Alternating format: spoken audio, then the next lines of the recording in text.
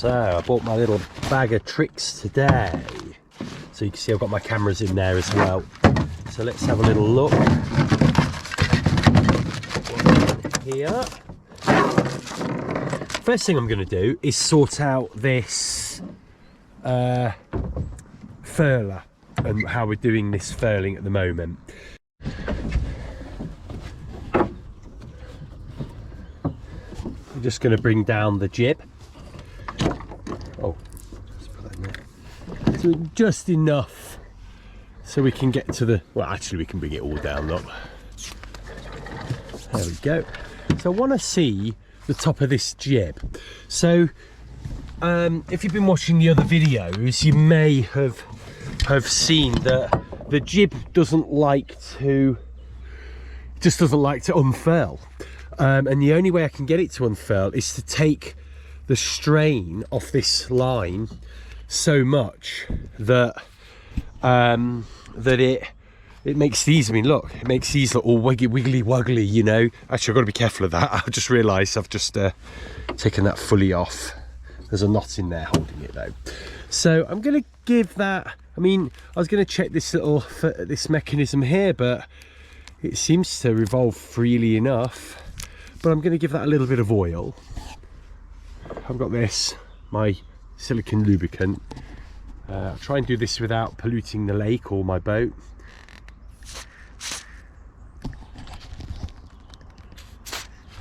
There we go, that's all you need, just a little bit. Just went, oh, do you know what? That does feel a little bit nicer. What happens is this sticks and then the rope twists.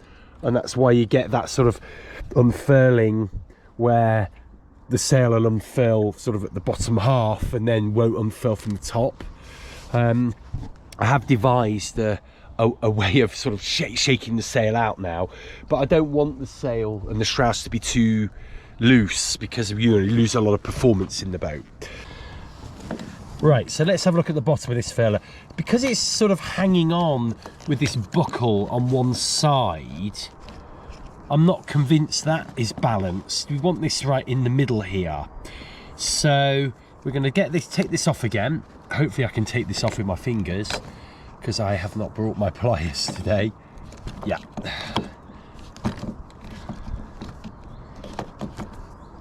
These little shackles are great, but the buckles, the turnbuckles on them are, oh, they don't have to hurt your fingers, you can see. I've got some, what I think we need, 4mm bolts. Let's see what we've got. Let's get them all out here. So we've got this one. It's probably the best one. Yeah, so that'll fit. These, I don't know if they're, I think they're zinc covered. They're not stainless steel. So we'll tighten that up when we get back to base. And then look, now you can see this is in the middle. And I'm pretty sure that that bolt will be fine. It's threaded, so it's, you know, but I think the thread will probably just get worn off this bolt rather than the stainless steel eyelet here. So hopefully we can unfurl the sail a lot easier now. There's no wind, so let's just unfurl this as a test. Oh, well hey, as you can see that's unfurled beautifully. It does need a little bit of wind just to fill it out, but you can see that's unfurled beautifully. We'll just furl it back up. Hard to do with one hand, but that's worked quite well. I'm really chuffed with that.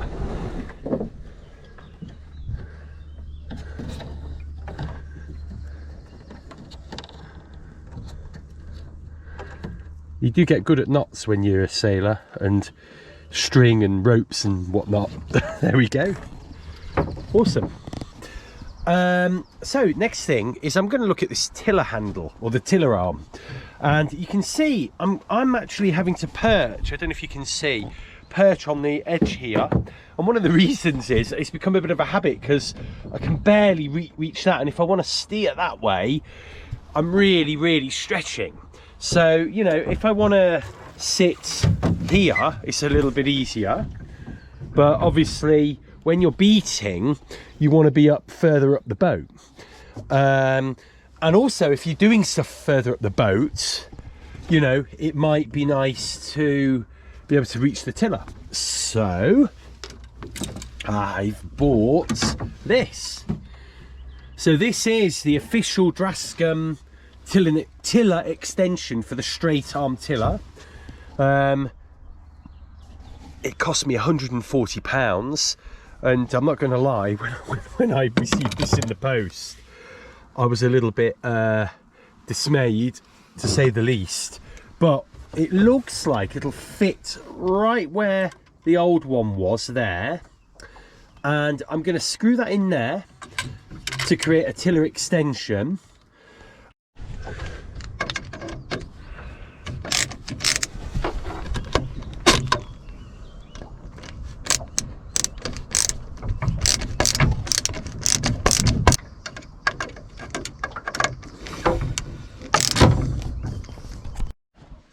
There's a tiller arm.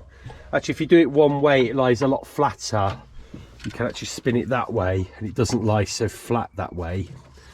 And again, it's flat that way, and then not so flat that way for some reason. There we go. It's probably better like that.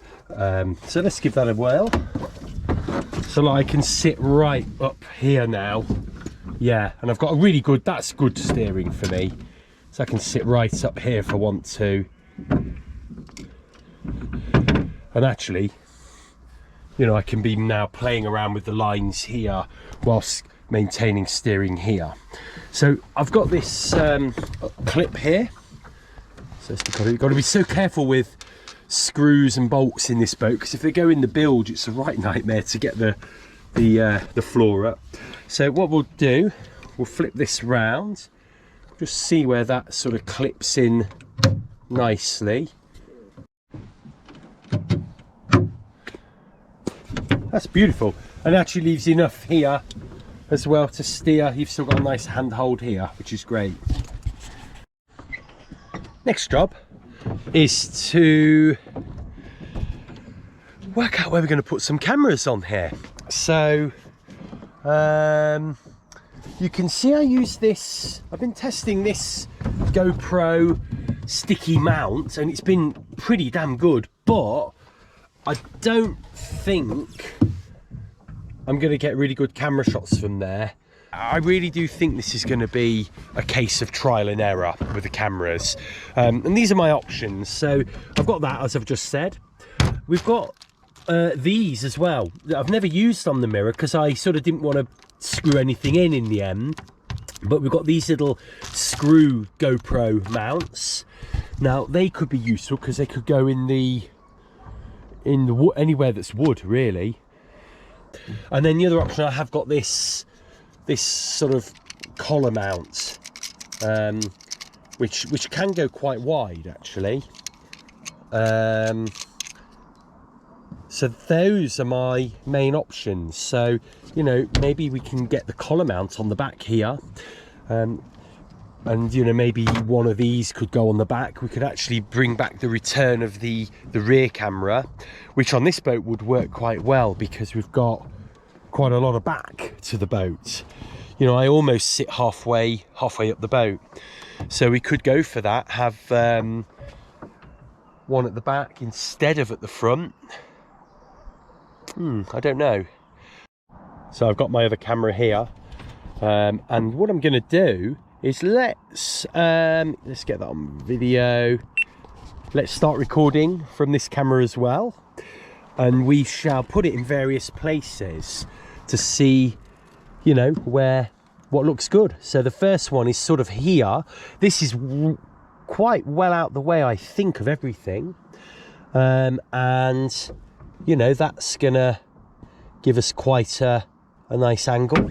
We could go further back in the boat. I've got to be careful, I don't want to drop this camera because I've not got any flotation on it, but we could put it back here maybe.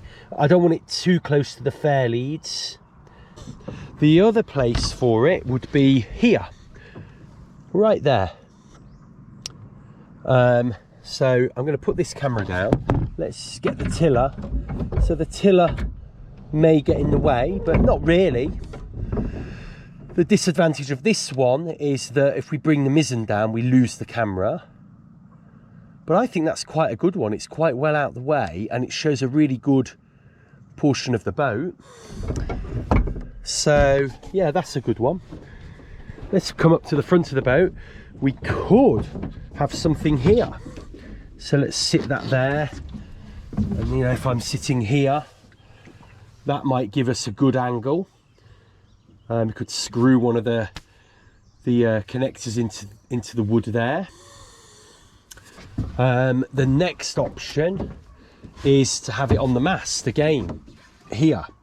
That's quite good because I know the sail comes about there. This is quite a good place because it's right out the way. And then the only other place to put it is right up front, like we have on the mirror. So I don't know if you can see the angle that one will give. I don't want to risk dropping this camera in the in the water, otherwise it's a goner. So I've got as you can see, I've got the flotation device on this one, the floating handle rather. So let's do it from this handle instead. The problem with this one is we've got this mast in the way and we've got jibs and sails in the way, so I'm not sure if that's a little bit, I'm not sure about that, but if we had it up here on some kind of really good sort of, I don't know, something that would attach to there securely, this could be a great one for the 3D camera. So that's kind of this, you might get that kind of thing. So those are the main places to put it. Let's get some of these straps attached and see, you know, if we can get something sorted out. So first up, just looking at this, I've got this to its maximum size and it's nowhere near close on this. So that's a no-go for there. And I figure if the mizzen mast is going to be too small, then let's have a quick look. Yeah, you know, it's close, but no cigar. But because these are wooden, I don't think there's a problem screwing something into them. You know, I've had great success with stickies on here. So on the varnished wood, they seem to stick really well. The VHB tape seems to stick really well. The only trouble I've got though is that this mast. So this is a flat one. That'll stick quite nicely on there. Yeah, so you can see that's not very curved at all. So we would need to have something screwed in. So let's try this. It seems to have any screws in these for some reason. And that would go, I think, like that. Yeah, I mean, that would screw in and be quite nice. I don't think that's going to get in the way. But we would need to get the height right, because we wouldn't, you know, the less sail we have flapping about in front of it, the better. Oh, that's good. Now, see if that'll just stick there temporarily. You know, we might, it's hard to tell whether that would get stuck in the jib sheets, maybe, but you know, we could if it did. Maybe we've got here, that would probably get stuck. The other option is to screw something on here, but I like to sit on here actually. I've noticed when I've had people on here, especially my little girl, it's a lovely place to sit here on the front of the boat, so I don't want to screw anything in there ideally. So I'm going to go with this position. So I've done a little sticky VHP pad on there. I like this as well. I can put a loop around the mast and that for there. Now, when I'm on the sea and I'm using a petrol engine, if you get the Mariner engine, the tiller arm will clear this. So the mizzen will probably stay up most of the time. So, and then this, don't forget, the mizzen won't be forward of the camera. So I like that one. That's a good place. So up front, I'm going to use the GoPro sticky pad thing at the moment, because it gives enough height just to clear all this. So I think I could put it there at the front, And I might try it here. Now the only problem is these jib sheets might, you know, get stuck. If that is the case, we can move it to here, which may give it a better angle, but this mast is now getting in the way. And then if all else fails, we'll put one on the front here. I think there's too much going on further forward of the boat. I think there's so much going on, we're not going to see much. Whereas on the mirror, that works quite well. Of course, let's not forget, we've also got head cam if we need it. But I've only got 2 GoPros and 1 360, so yeah, we'll have to work that one out. What I think I'll do with the 360 though is actually put it here. But the reason for that is I think it'd be a really good spot to have the 360, because you could then be my co-pilot, and I'd love, you know, I've got some really great ideas for doing that. So I think that's what we'll do. We'll screw one of the little brackets in there as well. I haven't got any screws with me, so I've got the 360 camera with me though, so we could motor on back and get those screwed in and start testing the cameras out. I like this one here as well because I can actually talk to it as well. So it gives you, yeah, it gives me a good camera to talk to whilst keeping my hands free.